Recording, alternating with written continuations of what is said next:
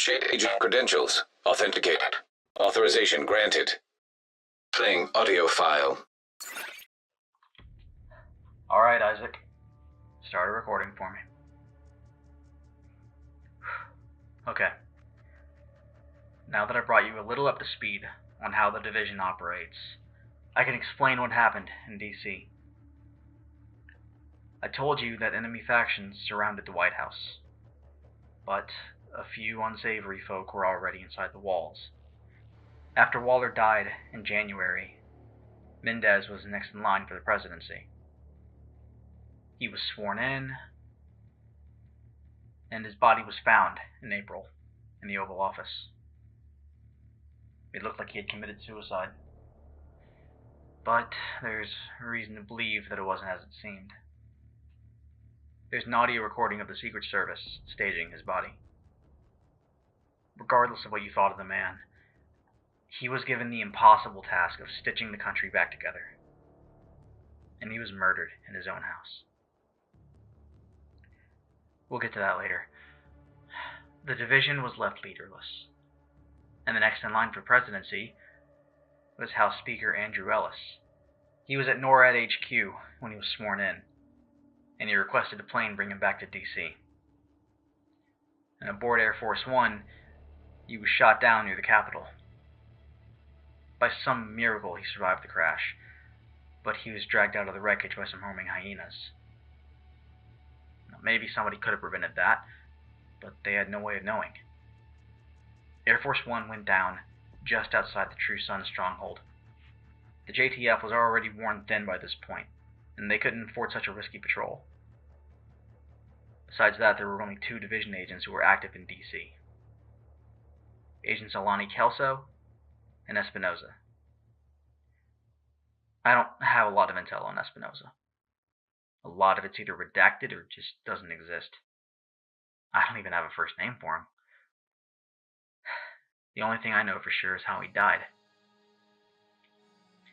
But I'm getting a little ahead of myself. Around the time Air Force One went down, the entire SHD Network went dark. Every single division agent across the country was cut off from one another. Our tech was rendered inert. Suddenly we were powerless. We know that the strike to our systems occurred in DC, and most of the agents nationwide were recalled back to the capital, with some notable exceptions in Silver Creek.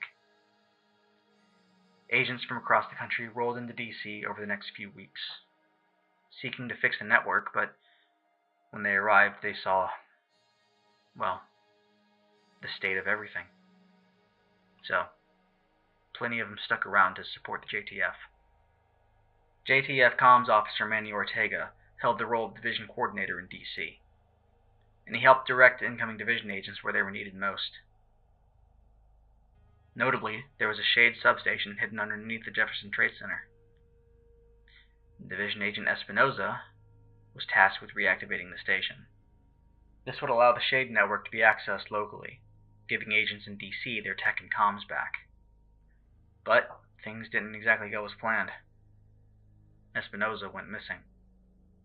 A responding agent was sent to reactivate the station and investigate what happened to Espinoza. Turns out, a hyena leader named Coyote captured him. After restarting the station, there was a very short-sighted rescue attempt, resulting in the death of Agent Espinoza. Coyote killed him. Warned the responding agents to back off, but Kelso urged them to keep pushing. So, Coyote shot him, sent him falling off the 3rd-story balcony. Local coverage was back online, sure, but that was another agent lost. It's not up to me to decide if that was worth it or not. But it wasn't the last loss. See, after coming under increased pressure from the True Sons, the settlement at the castle was bombarded by chemical mortars. Men, women, and children were poisoned and killed by the True Sons. The rest of their defenses fell. and any who didn't succumb to the poison were killed afterwards. A very small number of survivors were saved by Agent Kelso. And finally, while on mission to recover equipment to restore the national SHD network, a division cell went missing in a federal emergency bunker on the west side of the city, over in Outcast territory.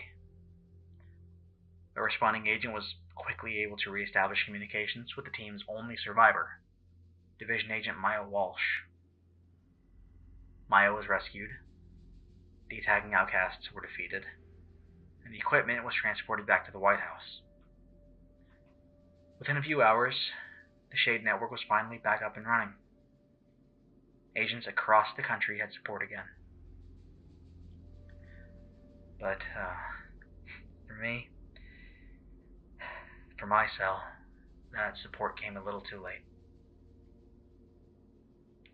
But this isn't my story. Getting the SHD tech back online and having more agents to operate with, President Ellis was located, saved from the hyenas that kept him prisoner. He told the agents he was carrying something important on Air Force One, something that the True Sons got their hands on. It was a briefcase that allowed access to the location of something called a broad-spectrum antiviral. See, where antibacterials can cure bacterial diseases, broad-spectrum antivirals can cure viruses. It was the cure for green poison, the thing they'd been needing since December. Now that the SHD network was back to full strength, they could go get it. The division and the JTF launched a full assault on the Capitol building. They killed Ridgway, destroyed the True Sons' anti-air defenses, and secured the briefcase. The hyenas and outcasts were dealt with without much drama to the west and north, and the east finally fell back under JTF and SHD control. It seemed like the True Sons were broken, and the city was saved. The agents returned to the White House and celebrated. But that night, a new threat overcame DC. Before the sun rose, every JTF control point was lost without a sound. The agents woke up the next morning. Ellis and the broad-spectrum antivirals were gone, and the White House was surrounded again. But this time, it was by those who knocked out the SHD network in the first place. A private military known as the Black Tusk. A recording nearby showed that they hadn't captured Ellis. He went willingly. It later came out that they had killed Mendez, staged his body to look like a suicide, just to put Ellis in charge. Just when we thought we had won. Isaac in communication.